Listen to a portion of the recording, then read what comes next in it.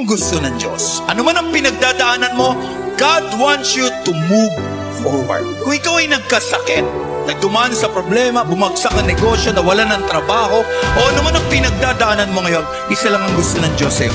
Move forward. Naiintindihan ni Lord na napipigatan ka. At kapag humihinto ka, naiintindihan ni Lord. Pero hindi niya na maiintindihan kung hindi ka natatayo. Hindi ka nababangon, hindi ka nalalakad, hindi ka na magpapatuloy.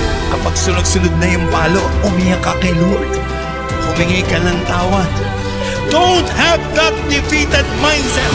Hindi kalooban ng Diyos na ang laman ng isip mo ay palaging natatalo ka. Ang kalooban ng Diyos, anak ka niya at mananalo ka at pagpapalain ka ng Diyos at may inihanda siyang mabuti para sa iyo. You are not born defeated. You are born a winner. Hindi ka pinanganak para matalo. Pinanganak ka para magtagumpay sa harapan ng atin. No! We are more than conquerors through Him. Lakas!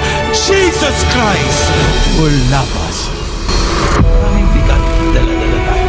Pero tandaan mo, kahit na mabigat ang buhay, basta kasama mo ang Diyos, tagumpay ka pa rin na lumalaban sa lahat ng bigat ng buhay.